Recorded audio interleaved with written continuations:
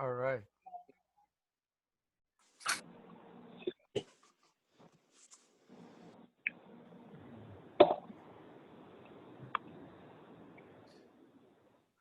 Go ahead, Murray. You're on. Hello, I'm Murray Visser. I'm the District International Service Chair, and Mark and I are going to give a presentation on international service. I will be up first to give a general information, and then Mark will follow up with more specific information on global grants. So now I need to put my PowerPoint on the share screen. Let's see here.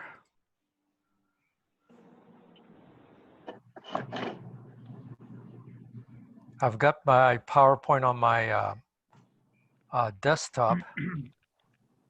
The only thing is I didn't open it. Does anybody know how I can put it on there? I mean, it's on the desktop, but Yeah, just click on the file and open it. You can open it like this is just your regular screen. Is that file sitting there? it's sitting on a desktop, yeah. Okay, well you can just close it and open Whoops. it up. Yeah, okay. So go ahead and open it up from there.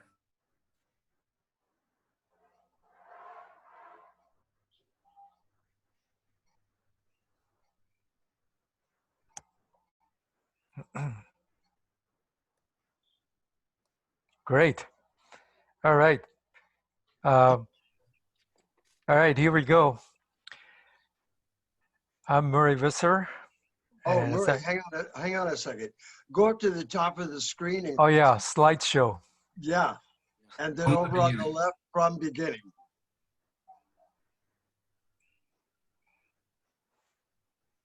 Great. Here we go.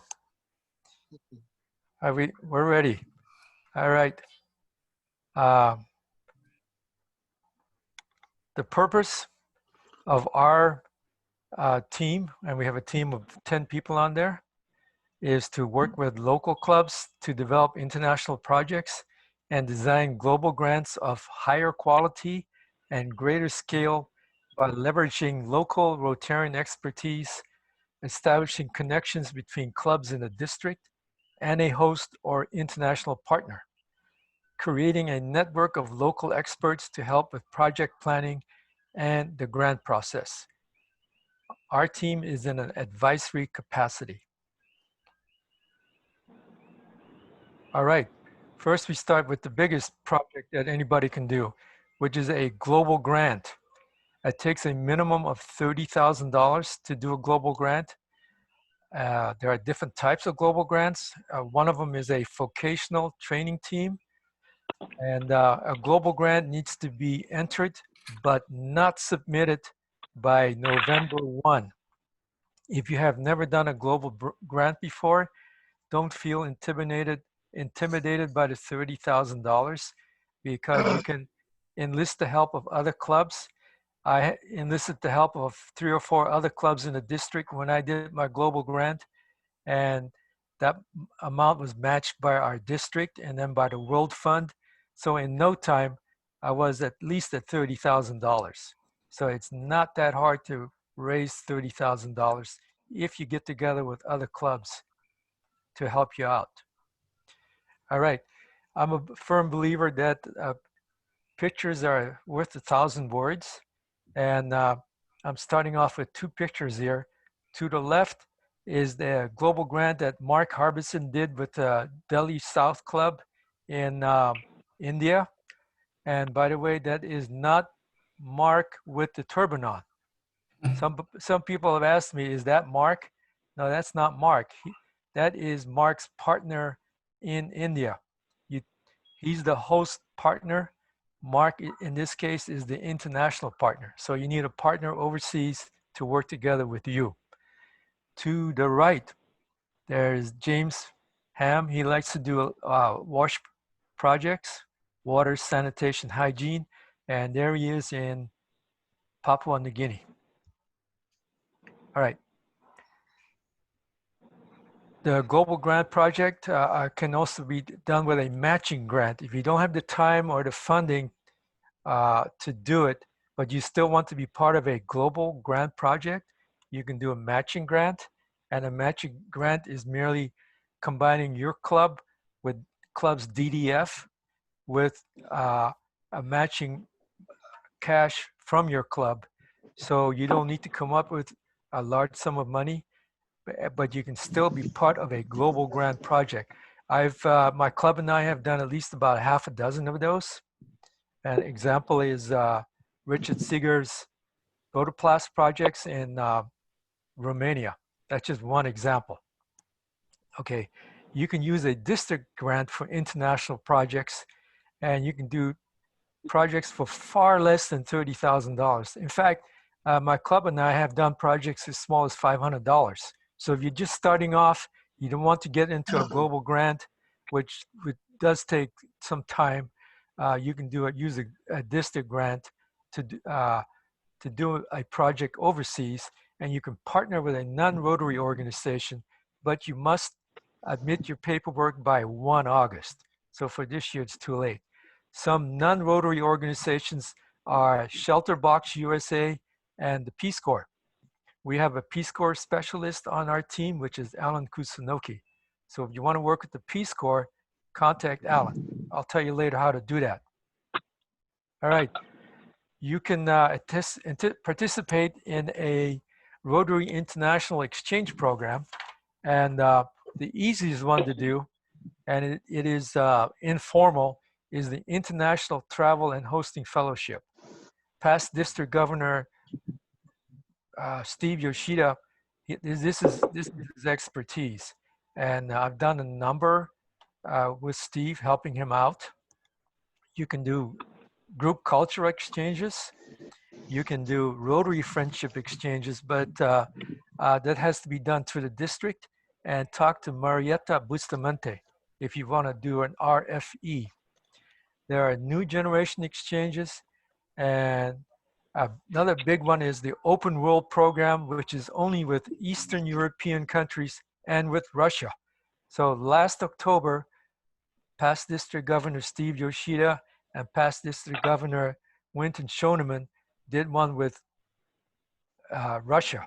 And a number of us, including myself, we hosted some of the Russians, and we had a really good time with them. There is the Youth Exchange Program, which falls under Youth Service, and you can contact Ryan Shar. And by the way, all this information is on the district website. Okay, here are the Russians that came last October. Rotary Friendship Exchanges build goodwill, foster peace, strengthen international friendships, and create a more global community. Exchanges are coordinated at the district level and reflect the interests and preferences of participants. And to the right, there's Steve Yoshida right in the middle, and his wife Noko to the far left. And they're in Ecuador. They were in Ecuador last September, and they were part of a project fair in Ecuador. They had a great time there, and they enjoyed their stay in Ecuador and made many more friends. Okay, to do a Rotary Friendship Exchange, some of the themes are culture, experiences that highlight a region, ethnicity, food, language, history, and more. There's service opportunities for hands-on project involvement and support, and there's vocation, exploring specific professions or jobs in a different cultural context. You can start a sister club, and before I go on with that, I need to tell you that sister clubs with clubs in Asia, the clubs in Asia take the sister club relationships they're very keen about how these are done. It's very formal, and this kind of relationship could last for years. And when you go there to a sister club, if you have a sister club, let's say in Asia, for example, Japan, I'll just give that as an example, or Taiwan, they will roll out the red carpet for you. Of course, we need to do the same thing when they come here. Uh, uh, these are clubs from different countries that form a long-term relationship to promote international understanding and goodwill and carry out service projects in their communities. When looking for a sister club or partner, consider the clubs that share similar interests, challenges, or history, and clubs that you worked with in the past are located in a place that matches your club's service interest, and both clubs speak a common language. By common language, I take it to mean not just they speak English because we speak English. I mean, we have the same vision uh, as to what the both clubs should uh, projects they should be doing, uh, the same goals. So it's very important to make sure that your club matches the vision of the sister club overseas. Okay, you can participate in an NID, National Immunization Day, if they're still accepting volunteers. There is also, like what Steve Yoshida did last year, Rotary International Projects Fairs. And for more information, you can Google Rotary Project Fairs. If you go to a Rotary Project Fair, you'll come up with a lot of ideas and meet a lot of people that will share projects with you. There are global scholarships, and that's another type of global grant. This type of global grant is due on 1 May, and it's funded with global grants and district grants. It's for graduate level coursework or research for 1 to 4 academic years, and it's a partnership between a district or club. There's a Rotary World Peace Fellowship that's due 31 May, and each year Rotary awards up to 130 fully funded fellowships for dedicated leaders from around the world to study at one of our peace centers. It's a master's degree program or a professional development certificate program. On our team, on our district team, international service team, Alan Kutsunoki is the man to go to for global scholarships and the Rotary World Peace Fellowship. All right, if you want some ideas on how to do a project, or you want to come up with a project and you don't really have an idea yet, you can go contact Rotary Action Groups. And there's the information, the website, and you can find out more by emailing actiongroups@rotary.org. And I encourage your club members to join a RAG, or Rotary Action Group. There are a lot of those, and I'll just give you a few. I have the flyer for the Rotary Action Group, and there are many subjects or topics that you can pursue for your international project. And I'll just give you a few of them: blood donation, addiction prevention, hunger and malnutrition, malaria, peace, anti-slavery. I'm a member of the anti-slavery Rotary Action Group. It's called RAGAS. Of course, there's water and sanitation. These are some of about 25 rags that you could join, and they'll give you all kinds of information. You can be in contact with the people in these Rotary Action Groups, and you'll get you'll get a lot of information. Now, if you want specific technical information, you can go to the Rotary Foundation cadre of technical advisors and coordinators, and they will identify technical expertise in a specific area of focus to help you improve a project or grant. And there is the website for it, and the email address, and the phone number. Of course, you don't even have to go that far. This is why our district has a list of 10 people that you can contact, and I will bring up that list in a few minutes with the point of contact information. And the people on the team list, will be more than glad to help you after you contact them. The district, this year's district international service team has an advisory role and is interested in your success with international projects. You can contact me, Murray Visser, for this flyer and for the list of team members with their contact information, as I said. If you don't want the whole flyer, just contact me. You can see my email address right here, visserrm, 2 R's, at hotmail.com. And I will send you the team's information and whatever else you need.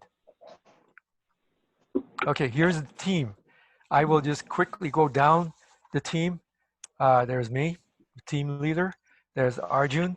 He has a PhD in geophysics, and he's also in charge of the 3 projects in Nepal because he is Nepalese and he has done other global grants in Nepal. There's Jim Kimo Becker, and he's on this webinar, and he's an expert in global telemedicine. You need any help about any information about global telemedicine, contact Kimo. There's Sam Bello. He's the youngest youngest person in our team. And if you need anything about financial literacy and VTT, contact Sam. There's Dr. James Ham, and he's the Global Grants Chair, and his passion is water, and sanitation and hygiene. And there's Mark Harbison, who is the second person to give the presentation tonight, right after me. He's the Rotary Foundation Vice Chair, and anything that has to do with funding, contact Mark. Because any questions that I have about funding, I ask Mark. He's the expert. And so is Laura and a few other people. In terms of logistics, construction, maintenance, and clean water, there's George Kelsey. I worked with George for decades on the Marine Corps base. He's a former Navy Seabee. He has done big construction projects in Vietnam and the Middle East, and he's very experienced at working in other cultures. So George would be the man to contact. As I said before, Alan Kusunoku, he is the global scholar and peace scholar. So anything that has to do with those 2 topics and with Peace Corps, please contact Alan. There is Laura Steelquist, and she's the Rotary Foundation Chair, and she's on this Zoom also, on this webinar. And then last but not least, there's Dr. Moroz, and he is the health specialist, along with Dr. James. All right, so this entire presentation is actually on the district website. This video is on the district website. It's about 19 minutes long. It's also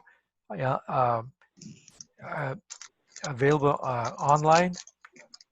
And this video, there's me right in the middle. This is, I would say, my favorite project. It was done in northern Thailand. It was done for a hill tribe village. And hill tribe people are, of course, they're not Thai people. These are refugees that came across the border from Myanmar, or used to be called Burma, Laos, Cambodia, Vietnam. And there are 2 different tribes that settled in one village in this area. The village consists of 30 families, and they needed a source of water. So every morning, the women of that tribe would have to walk a quarter mile across this little bridge, if you want to call it the bridge, to get the drinking water, the cooking water, and the water for washing clothes. So what I did with other people, we laid a pipe for a quarter mile. The work was actually done by the people that lived there. And we laid a pipe from the source of water, a stream in the jungle, and it went all the way up to the village. So today, the women do not have to walk the quarter mile every day for drinking water. Now, when you do an international project, it's a bit more complicated than doing a project locally. And for example, in this project, uh, there are two Hill Tribe people, uh, tribes living in the village, and they couldn't speak Thai. So, well, how do you do that? I mean, it's hard enough to do a project with Thai people if they don't speak English. How do you do a project with people that don't even speak Thai and don't speak English? Well, we found a man that could speak the two different dialects of the two different tribal groups that were in the village. He could also speak Thai and he could also speak English. So we were able to get around the language barrier, and it is personally for me, it was a very rewarding project. And the best thing about it all, it only cost $4,000. It wasn't even a global grant. And so if you want to start, at a lower a project that costs less than a global grant, they I've done a number of those, and I've also done a global grant uh, in addition to doing these low cost projects. So you can look at this video. It's 19 minutes. The the the team roster is on the district website also. It's on the services tab, and then just go to international services. You see all the people listed there, all the way from Arjun down to Laura and Dr. Morose and everybody in between. If you have any questions, you can ask them after Mark is through, or you can contact me later, and I'll give you my Hotmail address again, visserm@hotmail.com. Okay, this is this is my presentation, and I'll take questions and answers afterwards, and I'll just turn this over to Mark Harbison, who will be speaking about in more detail about global grants. Go ahead, Mark. Thank you.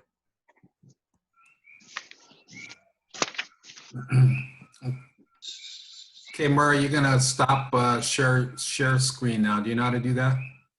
I can do that for you if you want. Yeah. Okay, go ahead. Go ahead and do it. Okay. All right, Mark, it's on you now. There we go.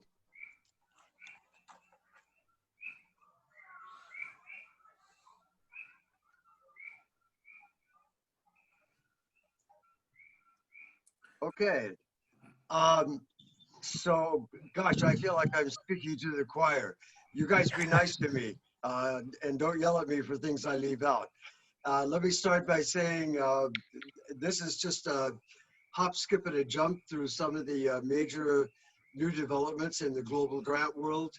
The real knowledge base for global grants is on the District 5000 website and on the Rotary.org website under Take Action, and then go to apply for a grant, and that will open up the whole Rotary.org website for you. There's all kinds of stuff on Rotary.org. There's also a great grants management seminar on grant management, on district grants, global grants. That's well worth doing, especially if you're a club president, international service chair, community service chair. But this particular, this webinar is really, like I said, a hop, skip, and a jump, hitting the high points of new developments in the global grant world. The biggest news for a lot of us is that the Rotary Foundation has finally adopted supporting the environment as a new area of focus. The TRF management team in this area is still working on criteria and terms and conditions for doing global grants in this area of focus. They're not actually going to accept global grant applications in supporting the environment until July 1, 2021. However, they have already incorporated environment into most of the other areas of focus. So if you're interested in doing an environmentally oriented global grant, you know, definitely take a look at the terms and conditions, see how you can fit it into a water project, for example, or how you can fit it into a community development project. Uh, so that's big news. Here are the 7 areas of focus as they now stand. I could go on all day about how the Rotary Foundation has attempted to align these areas of focus with the Sustainable Development Goals. Again, on District 5000 website, on the foundation page, I do have a short PDF presentation of how that works, of how they align with the 17 Sustainable Development Goals. With the current areas of focus, disease prevention and treatment, that's the big one. That's the one everybody works in. A lot of our grants coming up are in this area. Basic education and literacy. Uh, this actually is Basic Education and Literacy Month. So this is a good time to think about basic education and literacy. A lot of us are doing projects in District 5000. You know, a lot of us are doing dictionaries or, you know, other projects in our local schools. Those are not global grant projects, but they are in the area of focus, and there's a huge need for it in developing countries. Supporting the environment, I've already spoken about that a little bit. Peace and conflict resolution. This is my favorite. And this is the area that receives the least funding, the least number of grants, partly because it's so new. And they really haven't worked out protocols and criteria for making the global grants work. But that's something that's ongoing. We're working on it. I've been involved in Zoom meetings almost every week on helping to define protocols for peace and conflict resolution global grants. Maternal and child health is another area that's really neglected. A lot of the disease prevention and treatment grants are actually assist in this area, but they're not specifically aimed at maternal health and child development. Economic and community development. Traditionally, this was a microfinance and microcredits area of focus. That has really expanded. There are a lot more possibilities in this area, and sometimes there's a fine line between, you know, what is an education grant and what is an economic and community development grant. And I'll talk a little bit more about that, about one of our grants coming up. And then there's WASH, water and sanitation and hygiene. The most powerful Rotarian Action Group, second only to disease prevention and treatment, and the number of global grants and the amount of attention it gets from Rotary clubs and districts. So, and as Marianne will tell you, all water and sanitation and hygiene projects are vetted by the Rotarian Action Group for water and sanitation. And they are tigers. Marianne has an 18-point list of additional questions that they asked her about her global grant in the Philippines. So, you know, they're real tigers. WASH grants are not easy to get approved, but they're well worth doing. And, you know, like I said, they're very, very popular, which is why the RAG is so powerful. This is something new, programs of scaled grants. This is the first year we've had them. I was in a Zoom meeting with Peter Kyle recently, who was the Dean of the Rotary Representatives to the United Nations. He's giving up that post and moving into a Rotary International Director position. He is very dedicated to this type of grant. The reason is that in order to enhance our presence in the NGO world, we really need to up our game. And these multi-year grants, they align with the areas of focus, so they align with the Sustainable Development Goals. The awards are for $2 million. There are only a few of them. They're very difficult to get. They require a partner organization, which essentially means a powerful NGO. There's no additional funding required from a district or Rotary club, but you have to have a large $2 million program, usually with a regional focus, lots and lots of beneficiaries, and major impact. It's a competitive two-step process. If any of you are interested in working toward a program of scale or getting involved in one, get in touch with me and we'll talk about it. But this is a new area of global grants, really exciting. I can't say more good things about it. The other initiative, and this is another one in the area of programs of scale, Rotary has partnered with USAID, which is United States' largest aid organization for developing countries. This one focuses on Eastern Europe, and it is called Hearts of Europe Global Grants. We have actually been offered one. It's in Serbia, and strangely enough, it's a $200,000 grant. And what they want to do is put drones in 1,300 schools in Serbia. It's sponsored by a Rotary Club, the Srpska Mitrovica Club in Serbia. This is a big push by some of the most powerful people in the Rotary Foundation. They really want to open up Eastern Europe for Rotary. And you know, by partnering with USAID, you know, that gets us into the realm of multi-million-dollar grants. And I want to mention here that in the area of polio, we already have that presence. Our grants to UNESCO are in the $10 million range. Our grants to the World Health Organization are in the $10 million range. You know, grants to individual countries in Africa, our grants to the African region are, you know, $6 million. So we're already there in the polio range, and we're recognized for that. But, you know, that's where we are.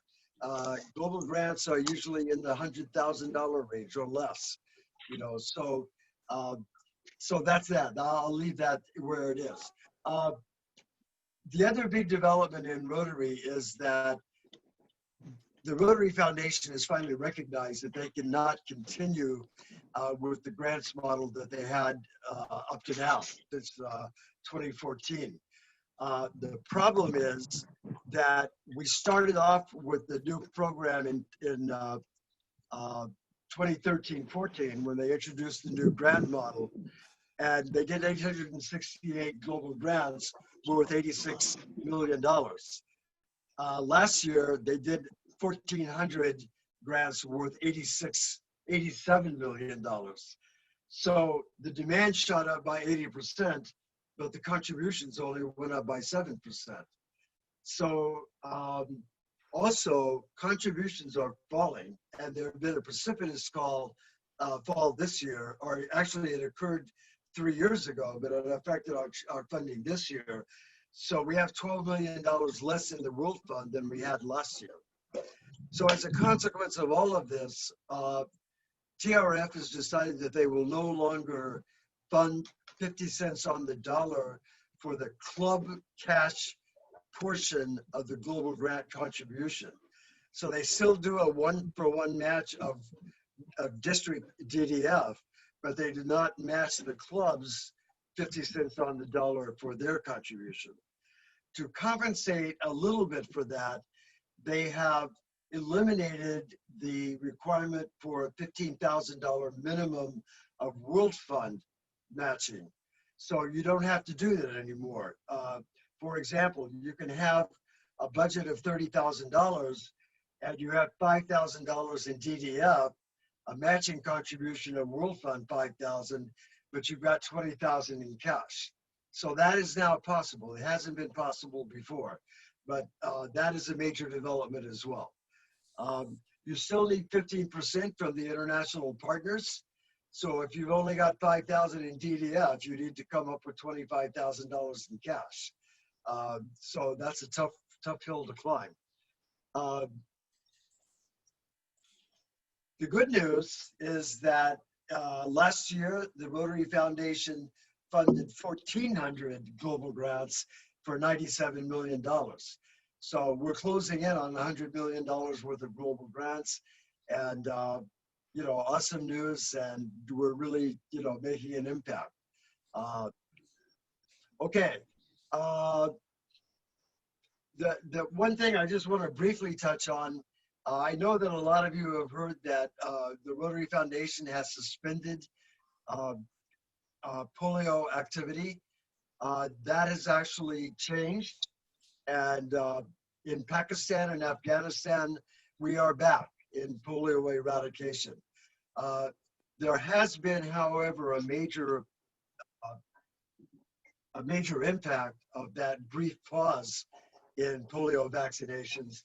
There are now 50 million children in the world who have not had their vaccination for more than 3 months. And that's pretty serious. So, you know, the polio volunteers are back on the ground. The WHO workers are back on the ground in Pakistan and Afghanistan. They're not back in India yet because the situation in India is almost as bad as it is in the United States. So, okay, so from now on, I'm going to be giving you some updates on the grants we have upcoming so far in District 5000. Now, I want to put in a caveat here. The deadline for submitting global grants and making global grant commitments is not until November 1. So you do not have to jump on one of these global grants right away. We are definitely looking for funding in some of them, but you know, you still have time to think about it. You still have time to work on your own global grants. So, you know, don't panic and keep your powder dry. Big news, District Governor Naomi has 3 special projects in Nepal that she's working on. She's also planning a trip for Rotarians in March of this year, God willing, and COVID-19 willing. So we have 3 global grants going. One of them will have a significant hands-on element, and stay tuned for that. We'll have more information about the trip and about the accommodations and the costs and all that stuff will be coming up from Naomi. I'm not going to go over the grants here because I'm going to get to them a little bit later. But to start, the first grant that we're working on is and this is the hands-on project, is a project in Damauli, which is a very rural district of Nepal, up in the mountains, very much affected by the earthquake. It follows up on a program that James, oh no, I'm sorry, this is a different one. This project is in a school in the Panuti, in the Damauli district of Nepal. We're basically focusing on a program in veterinary sciences and actually surveying. The high school students in Nepal can get a certificate for veterinary or surveying by going through this program. And so we're going to be working on that. We're also going to be working in sprucing up the school, you know, and that will be the hands-on part. We'll be doing some painting. We'll be making some individual contributions of, you know, projectors, old laptops, new laptops. I've actually written a district grant for a projector so that they can do e-learning in the high school, and the teachers will have that as a resource. So that's one project. Another project is a major disease prevention and treatment grant. This is Honolulu Sunset and the Rotary Club of Narayangar. The budget is $70,000 to $80,000. This will actually provide a lot of hospital equipment, possibly including ventilators, ultrasound, a telemedicine unit for a regional hospital that is basically the conduit for 45 health posts and health centers in remote villages in Nepal. You know, of course, this will be available for the people going on the trip. They'll be able to tour the project and get to know some of the Nepalese Rotarians. The great thing about Zoom right now is that we have been in touch with the people in Nepal. The district governor is advising on this project. He's actually sponsoring one of the grants. They will be handling logistics for the people who go over. It's absolutely fantastic. And I mean, we have met with 3 or 4 different Rotary clubs from with doctors from the National Hospital and the local hospitals. So this is already a very hands-on grant, although it's virtual hands-on. So you know, we're very excited about these grants. The third grant is I have the grant number up there. The grant number is a little questionable because it's 4 years old. This is in a very, very remote hospital in the Kumasi district of Nepal. They need lots of extra funding from us and from our partners in California and in Japan and other places.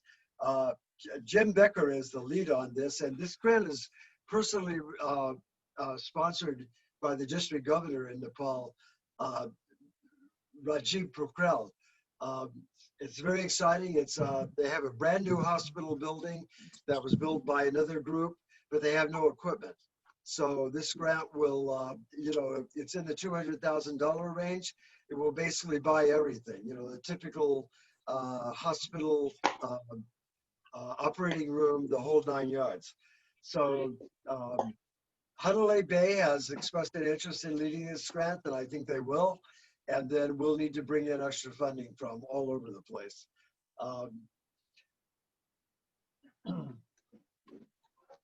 Dave Masrin is sponsoring, and Honolulu Sunrise are sponsoring a grant with his old partner, Sam Kasimix in the Rotary Club of Ceylon in Thailand. This is a project in northern Thailand, a rural hospital in Chiang Rai. The budget is scalable. They're still doing their community assessment, but it will provide medical equipment based on the community assessment and, you know, the advice of the doctors and the administration in the hospital there. But this is an important public health infrastructure grant with people in Thailand that we have done. Dave and Eberhard Mann have done grants with Sam for year after year after year. Their major project has been dialysis machines in northern Thailand. It's a big project that goes all the way back to past District Governor Hal Darcy, who led a GSC team to Thailand and started this whole thing rolling. So this is an old project in our district, and this is a new twist on it. I'm sorry. My mouse is a little too sensitive. Okay, James Ham and the Rotary Club of Honolulu Sunset have a project going in Bhutan. This is a really a fantastic grant, and I don't fully understand it, but the idea is to train Bhutanese trekking guides in basic healthcare, basic first aid. It will also train them to communicate with the central hospitals in assisting trekkers in the Himalayas. And it will also, of course, be aimed at local people in Bhutan who get in trouble in the mountains. But the main thing is to provide a micro enterprise for the local Nepalese guides. They call them Sherpas, you know, who can leverage this as part of their enterprise in doing these big trekking projects. So it's a very interesting grant, and he'll be and it's a $30,000 grant. He'll be looking for help with that. I have an interesting grant in Japan. This is actually a grant with a hospital in Fukushima. It is a post-traumatic stress, traumatic counseling grant. It's in collaboration with Fukushima Medical University. We are partnering with our district in Japan on this, and they are paying for most of it. It's a $91,000 grant. This is the third grant we have done with our sister district in Japan. And so far, our relationship has been fantastic. My club is sponsoring it because basically I have a personal relationship with the grant chair in District 2650. But that will change in the future because I want to get other clubs involved. Definitely get involved in this grant. Uh, I also have a wash project in Mawat. This one is more of a funding project for us. My partner in India, Delhi South Metropolitan, we've done tons of grants with them. This is actually a continuation of a grant that we did in 2015 in a tribal district of India. It was a compost and toilets project and community outreach. The aim is to get rid of open defecation in this area. And it is also, in a way, a peace and conflict resolution grant. What has happened is that we distributed 1,000 composting toilets, and there ended up being a big dispute between the factions that have them and the factions that don't have them yet.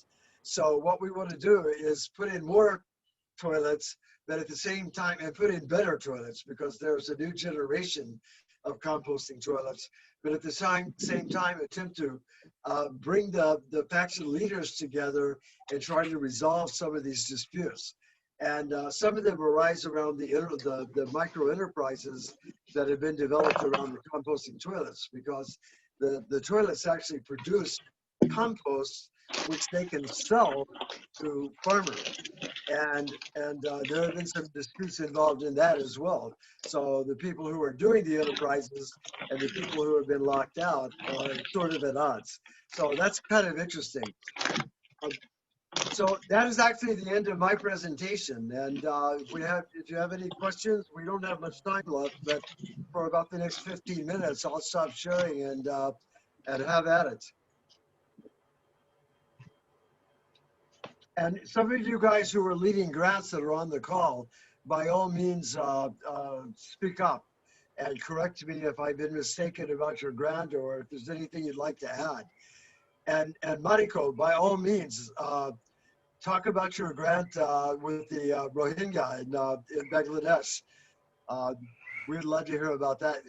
You know, there are projects because of Zoom and because of some of us are involved with a lot of different NGOs and Rotarian action groups. We're finding out and learning about projects that are going on all over the place. We don't necessarily recommend doing projects out, with clubs outside our district or districts outside our district. But if you've got a great project and you want to work on that and donate to it, by all means. And this project in Bangladesh is one of those projects that, I will probably put, Kie Walea will probably put in some money for that. So, so anyway, have at it, everybody. Mariko, you want to start? Well, unless other people have questions to the projects that you presented, Mark. Yeah, go ahead, Mariko. If you want to talk about your project, Kimo, if you're still on, you should talk about your project as well. Okay. Yeah, Jim, we'd love to have you talk about the telemedicine aspects of the grants in Nepal. But go, Mariko. Okay. Well, this project is the main sponsor of this project is the Rotary Club of Chittagong in Bangladesh, and the international partner is the Rotary Club of Winnipeg in Canada, which has a very long history of doing great international projects. And I don't remember exactly how we stumbled upon this project, but it is a project to assist those Rohingya refugees from Myanmar who crossed to Bangladesh. And this is to educate the girls in the Rohingya refugee camp, which is now in Bangladesh. And they are using this UNICEF-based teaching materials. So they had to get all these approvals from the UNICEF and other organizations on the ground. And it's right now waiting the last approval from the Rotary International. I don't know exactly the funding situation, whether they need more funding or and what scale. And actually we're going to have the speaker at our club in 2 weeks, and I can send the invitation to this speaker to everybody if you're interested. Yes, Mariko, can you send that invitation to me? Sure. Thank you. I would do that. Me too. Mark, I have a question. John Osis from Honolulu Bay. Can you give us an example of one of those large scalable grants that you were talking about earlier? You know what? I don't. They haven't really publicized any of the applications they're getting, and I said it's a two-stage process. Basically, what you do is you give them a concept, and you tell them who you plan to work with, whether it's UNICEF, Shelter Box, whoever, and then they look at your basic proposal and who you're partnered with, and they say, well, this looks credible. And they work with you, of course, the cadre of technical advisors. And then at that point, they invite you to make a formal application. And, by the time you make the formal application, it's quite a process. It's very, very detailed. Okay, thanks. Yeah. They're looking for a 20-page budget summary. And, thousands of beneficiaries.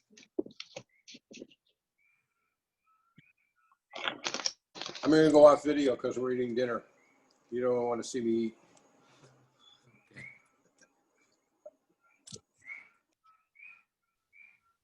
Questions. Imo, do you have anything to say, to add?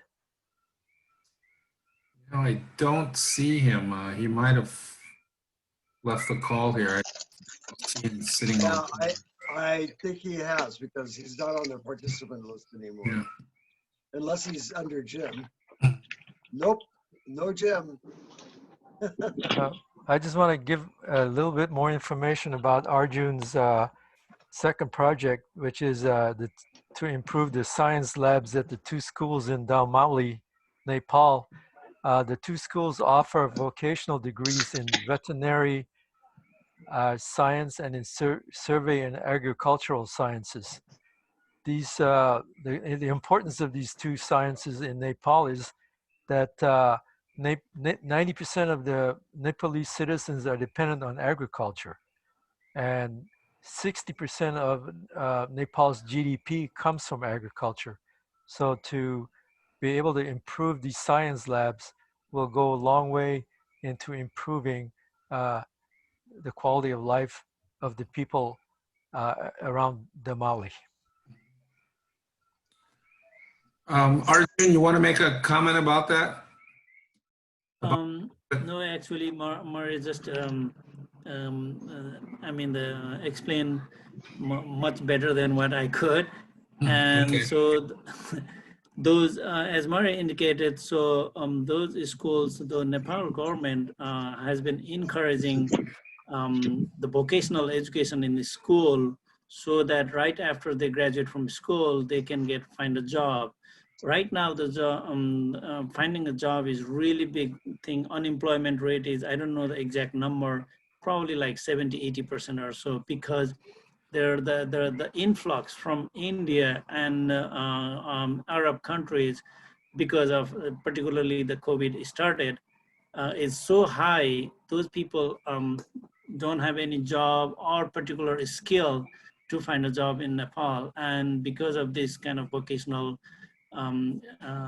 education, they are likely to find a better job. And these schools, although it's a high school, kids from all over the countries, from remote places, they actually come to this school to get this vocational training or education. Thank you. Dave Mosrin, Yes. why don't you tell us more about your grant? And it was absolutely fantastic, because we had Sam on a Zoom call during one of our meetings on Nepal, and he was awesome. It's the first time I met him in person, or virtually in person. But Dave, tell us more, because I was kind of winging it on that grant. There's not a lot of detail yet in the. Yeah, they're still working on some of the detail. Part of it is what's coming back from the hospitals.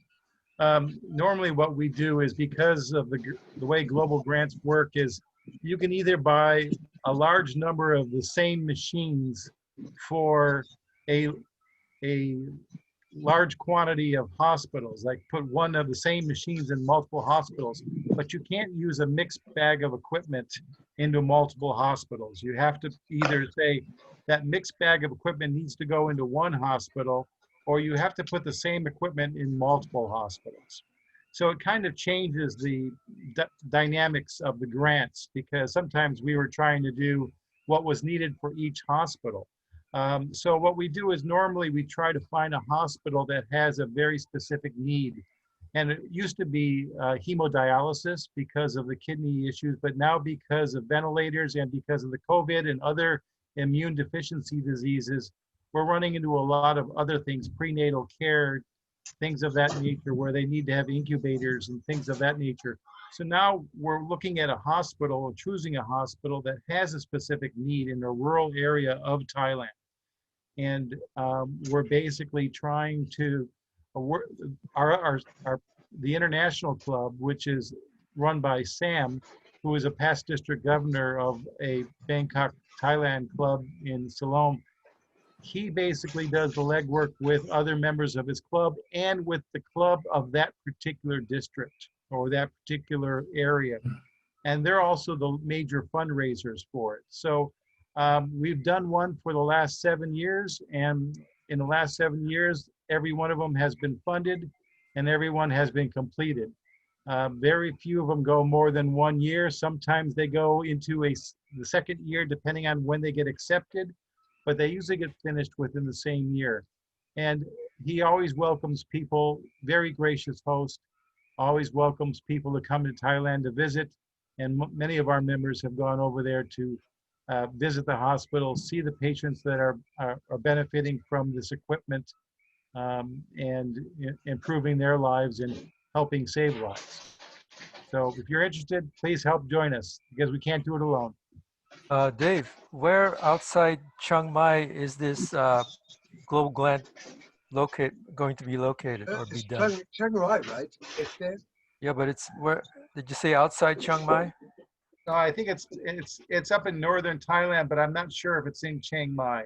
Most of them are up in the northern Thailand area, but I have to be honest with you, I have to pull that up and find out. Would it be more like Chiang Rai province? Yes. Up there? Yes. Chiang Rai province? Chiang Mai province, correct. Yeah, that's where I did most of my projects.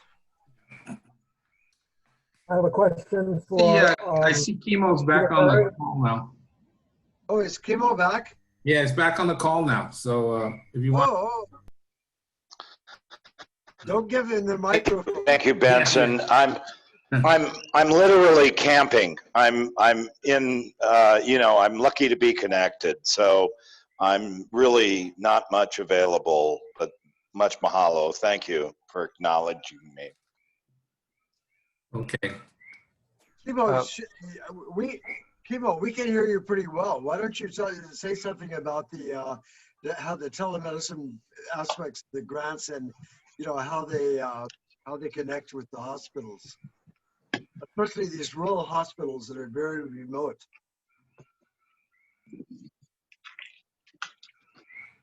Maybe he can't hear us. Yeah. Thank you, Mark. Thank you very much for asking me to do that. We are, we're operating a VTT, Vocational Training Team Global Grant in Nepal, and we're connecting rural hospitals to a central communication. And right now, we're managing COVID-19 patients. So we're in the things in Nepal, and we're adding 3 more global grants. We're trying to at least add 3 more global grants for District 5000. So we're very excited about what's coming for the future. So the telemedicine component is phenomenal, and it's been recognized by the leaders at the Rotary Foundation and past presidents. And so we just... Whoops. Okay. Did Well, we lose that him? was it. Okay. Hey, Murray I- and Mark, we're right at 8 o'clock now, so shall we wind up, you guys? Can we just bring one more thing? I see Sure. Clyde Morita. Clyde. Clyde, Clyde. Mute your mic. I guess he's no. Okay, yeah. I Yeah. had a question. This is Clyde. Since a number of the global grants that were shown were in Nepal, and there was one that DG Naomi was one of the main contacts. Is there, are these Nepalese global grants a priority for the district in terms of requesting funding from different clubs, or what? You know what? Let me answer that. District Governor Naomi, these are basically the school project is a district project. So you know, District Governor Naomi will be the principal contact. The hospital grant in Dading, Honolulu is a district project, but the principal contact is Arjun. And then the project, the Kumari project, is not a district project. So that is a project that District Governor Rajiv in Nepal is sponsoring. And we think Hanalei Bay will be the principal international partner. And actually, that is the one, a lot of the funding for the first two grants will come from the district. But the third grant, all of the funding will come from Rotary clubs or partner districts outside the district. And if I could just answer, add on to your question, Clyde.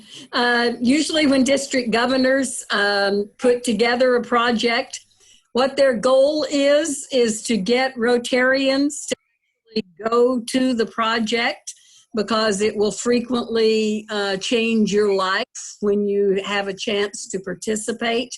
And always, we are hoping to get 100% participation of clubs in some kind of a global grant. So that's the reason that Naomi has put this one together, is she is trying to encourage Rotarians in District 5000 to participate in some way in the global grant. Okay, thank you. So, you know what? Clyde. Before we leave, I would like to recognize one more person. I see Marianne Vergara is on this call. Marian has put together probably the most difficult global grant I've seen in a while. And she's been working with the cadre of technical advisors from the Rotary Action Group for Water and Sanitation. She deserves 100,000 bonsais for her work. And so everybody, give her a hand. I also want to say Marianne is going to be give a presentation on her global grant for the International Service Team on 3 September. She will be a speaker on our Zoom. I just want to say, I realized tonight I've been speaking to the choir. Virtually everybody has done a number of international projects.